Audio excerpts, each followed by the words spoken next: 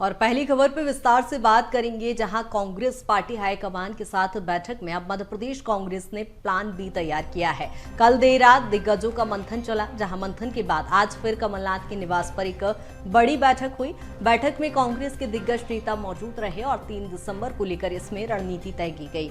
परिणाम आने के तुरंत बाद जीते हुए सभी प्रत्याशियों को भोपाल आने के निर्देश दिए गए हैं। खरीद फरोख्त से बचने के लिए ये रणनीति तय की गई है, जिसमें मध्य प्रदेश में कांग्रेस पार्टी विधायकों को अब बाहर भेज सकती है। जहां आपको बताते चलें, कांग्रेस विधायकों को कर्नाटक या हिमाचल भेजा जा सकता है। जहां आपको बता दें कि ऑपरेशन लोटस को लेकर जो चिंता हमेशा से जताई जाती है कांग्रेस में, उसको लेकर अब कहीं ना कहीं हॉर्स ट्रेडिंग का डर भी कांग्रेस को सता रहा है, जिसके चलते अब 2018 वाली गलती कांग्रेस दोहराना नहीं चाहती है। तो उधर कांग्रेस आलाकमान के जीते हुए प्रत्याशियों को अब भोपाल बुलाया जाने को लेकर जहां इस बैठक में बातचीत की गई है, यानी कि आज जो बैठक हुई थी उसमें यह निर्णय लिया गया है कि 3 दिसंबर के बाद में जो भी नतीजे सामने आएंगे उसके बाद कांग्रेस सबसे पहले अपने जीते हुए प्रत्याशियों को भोपाल बुलाएगी। इंदौर 1 से कांग्रेस प्रत्याशी संजय शुक्ला का भी इस पूरे मामले पर बड़ा बयान सामने आया है। उन्होंने कहा कि जीतने के बाद पार्टी ने सभी को भोपाल आने के निर्देश दिए हैं। उन्होंने आगे कहा कि कांग्रेस की सरकार बन रही है, जीतने के बाद तुरंत भोपाल आने के निर्देश दिए गए हैं। क्या कुछ कहा है वो भी सुनिए। ना पहले नजर रखी थी कमलनाथ जी ने, ना आज नजर रखी, किसी को नहीं बोले जीतते ही आप सब लोग भोपाल आइए, इसके अलावा कोई कुछ नहीं बोला गया किसी को। और वहीं कांग्रेस के इस बैठक को लेकर बीजेपी प्रवक्ता पंकज चतुर्वेदी ने कांग्रेस पर तंज कसा है। कांग्रेस पार्टी हार रही है, उनको अपने कार्यकर्ताओं पर भरोसा नहीं है, उन्हें भोपाल बुलाकर कांग्रेस बंधक बनाना चाहती है। क्या कुछ कहा वो भी सुनिए। हम तो कांग्रेस पार्टी की मानसिकता और मानसिक दिवालियेपन को लेकर आश्चर्यचकित हैं। ये सत्य है कि कांग्रेस पार्टी मध्य प्रदेश में पराजित होने वाली बुरी तरीके से स्पष्ट है, पर इतना विचलन कि आपको किस पर विश्वास है? कार्यकर्ताओं पर आपको विश्वास नहीं, जनता कांग्रेस पर विश्वास करती नहीं, और अब आपके जो प्रतिनिधि हो सकते हैं जो जनता के बीच मैदान में हैं, जो भी 10, 20, 25, 50 चुनकर आएंगे, उन पर आपको विश्वास नहीं। आप उनको बुलाकर यहाँ बंधक बनाना चाहते हो। तो ऐसी कांग्रेस जिसको अपने प्रतिनिधियों पर, अपने कार्यकर्ताओं पर विश्वास नहीं है, वो जन विश्वास का दावा करती है। यही कांग्रेस का वास्तविक और घटिया राजनीतिक चेहरा है। और इसी पर ज्यादा चर्चा के लिए सहयोगी विवेक हमारे साथ जुड़ गए हैं। विवेक, जिस तरह से देख रहे हैं, एग्जिट पोल आने के बाद से ही कांग्रेस सक्रिय तो नजर आ ही रही है, लेकिन कहीं ना कहीं खरीद फरोख्त का डर अब कांग्रेस को सताने लगा है।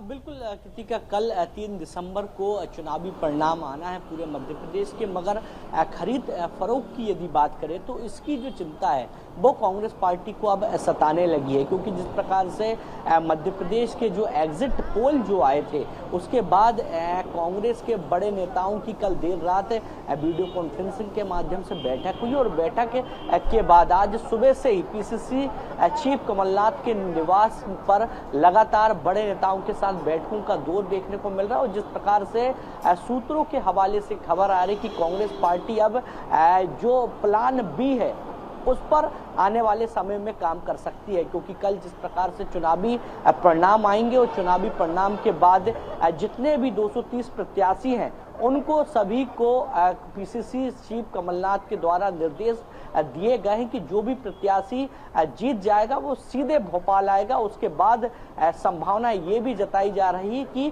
खरीद फरोख्त की राजनीति ना हो, जिसके चलते कांग्रेस अपने प्रत्याशियों को कर्नाटक भी शिफ्ट कर सकती है ना। देखने वाली बात है कि 2020 की तस्वीर की यदि बात करें तो जिस प्रकार से 2020 में खरीद फरोख्त की राजनीति देखने को मिली थी, और ये जो तस्वीर देखने को मिली थी, ये तस्वीर दोबारा कांग्रेस पार्टी के सामने ना है, जिसके लिए कांग्रेस पार्टी अपने प्रत्याशियों को लेकर बड़ी चिंतित है और लगातार अपने प्रत्याशियों पर पैनी नजर बनाई हुई। और साथ ही बात की जाए एग्जिट पोल की, तो जिस प्रकार से एग्जिट पोल आए हैं सामने उसके बाद से ही कांग्रेस पार्टी पूरी तरह सक्रिय होती दिखाई दे रही है।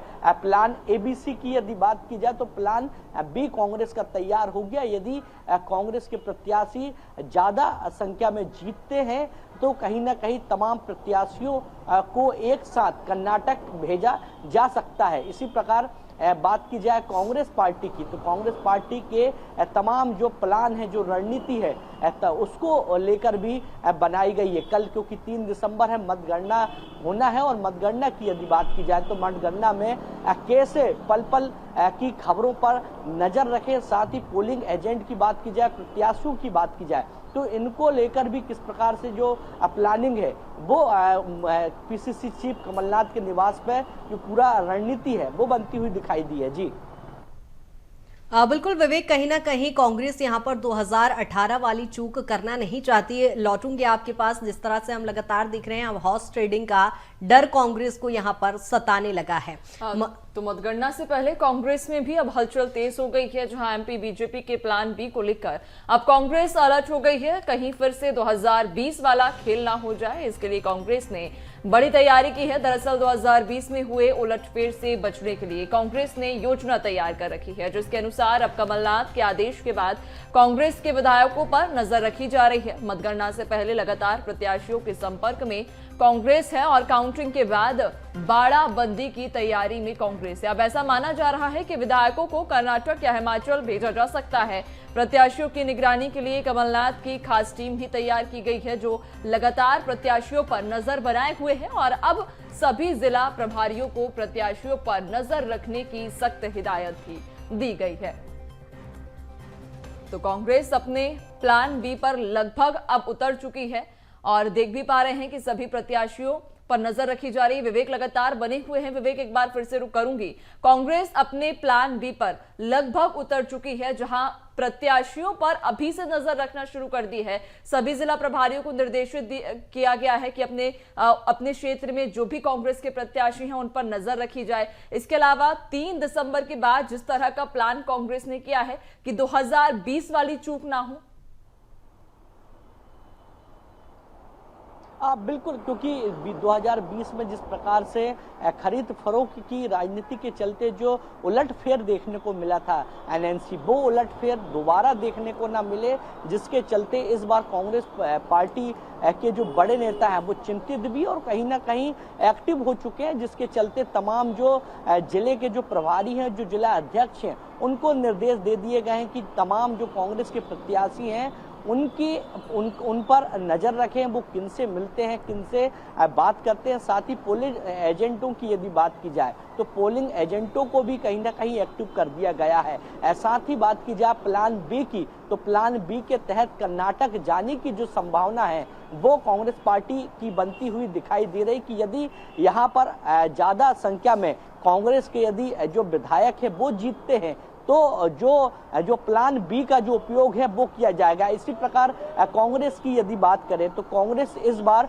खरीद फरोख्त की राजनीति से बचने के लिए पीसीसी चीफ कमलनाथ पूरी तरह एक्टिव हो चुके हैं और पल पल की खबरों पर नजर बनाए हुए हैं, क्योंकि जिस प्रकार से कल देर रात कांग्रेस के राष्ट्रीय अध्यक्ष मल्लिका अर्जुन खड़गे के साथ कमलनाथ की वीडियो कॉन्फ्रेंसिंग के माध्यम से बैठक हुई थी, जहां पर एग्जिट पोल को लेकर चर्चा की गई थी। और साथ ही बात की जाए कमलनाथ की, तो कमलनाथ का कई बार बयान भी सामने आया एग्जिट पोल के बाद कि मध्य प्रदेश में प्रचंड बहुमत से कांग्रेस की सरकार बन रही। अब देखने वाली बात होगी कल जब मतगणना जब शुरू होगी तो कांग्रेस का प्लान बी कितना सफल हो पाता है और कांग्रेस अपने प्लान बी को धरातल पे कैसे उतारती है, तो कल आने वाला वक्त बताएगा। मगर कल के दिन के लिए पूरी मध्य प्रदेश की जो नजरें हैं वो कहीं ना कहीं कल के महत्वपूर्ण दिन के लिए टिकी हुई है। जी बिल्कुल विवेक, कहीं ना कहीं कल का दिन बेहद ही महत्वपूर्ण होने वाला है, खासतौर पर मध्य प्रदेश के लिए भी, चूंकि इस बार